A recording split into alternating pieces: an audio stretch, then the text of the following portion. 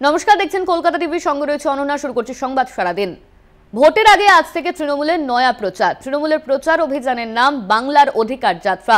তৃণমূল প্রার্থীরা নিজ কেন্দ্রে 10 দিনের যাত্রা করবেন। আজ ঘাটাল, মেদিনীপুর, তমলুক, বালুরঘাটে প্রচার। আজ আলিপুরদুয়ার, কোচবিহার, মালদহ, উত্তর দক্ষিণেও প্রচার। জেলার গুরুত্বপূর্ণ নেতৃত্বের সঙ্গে বৈঠক করবেন প্রার্থীরা। এই নিয়ে বিস্তারিত জানবো। আমাদের সঙ্গে রয়েছেন আমাদের বিশেষ প্রতিনিধি দেবজ্যোতি ঘোষ। দেবজ্যোতিদা, আজ তৃণমূলের প্রচার শুরু। নতুন এই প্রচারের অধিকার যাত্রা নাম দেওয়া হয়েছে।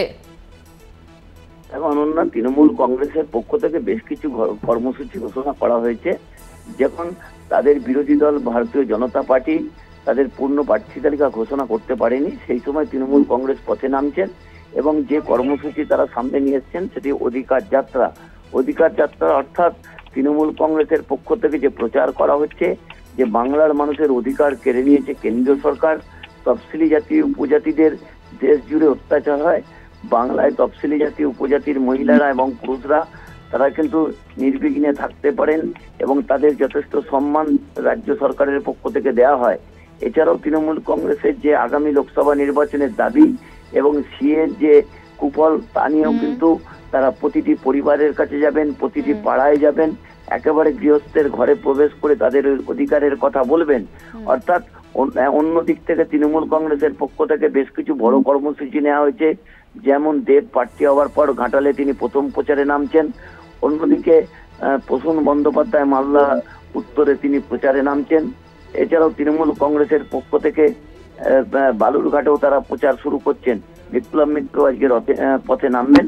অর্থাৎ তৃণমূল কংগ্রেসের যে অধিকার, অর্থাৎ মানুষের যে অধিকারের কথা তারা তুলে ধরতে চাইছেন। গতকাল অভিষেক বন্দ্যোপাধ্যায় যে কর্মসূচি ঘোষণা করেছেন, প্রতিটি পরিবারের কাছে পৌঁছাতে চান এবং মানুষের যে অধিকার থেকে কেন্দ্রীয় সরকার বঞ্চনা করেছে এবং রাজ্য সরকার তাদের পাশে দাঁড়িয়েছে। যেভাবে 100 দিনের প্রকল্পের টাকা দেওয়া হয়েছে এবং 31 তারিখ পর্যন্ত অপেক্ষা করে যে আবাস যোজনার টাকা, সে টাকাও কেন্দ্রীয় সরকারের পক্ষ থেকে দেওয়া হবে। সেই জায়গা থেকে মমতা বন্দ্যোপাধ্যায় মানুষের মধ্যে একটা বার্তা পৌঁছে দেওয়ার চেষ্টা করছেন যে সরকার যেমন পাশে রয়েছে তেমনি তৃণমূল কংগ্রেসও তো কর্মীদের সমর্থকদের নিয়ে তারা কিন্তু প্রতিটি পরিবারের পাশে থাকবেন এবং প্রতিটি পরিবারকে তাদের সুরক্ষা দেবেন।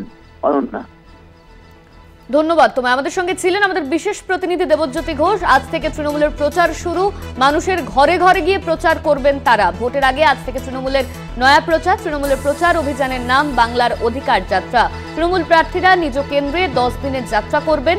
আজ ঘাটাল, মেদিনীপুর, তমলুক, বালুরঘাট, আলিপুরদুয়ার, কোচবিহার, মালদহ, উত্তর দক্ষিণেও প্রচার সারবেন তৃণমূল।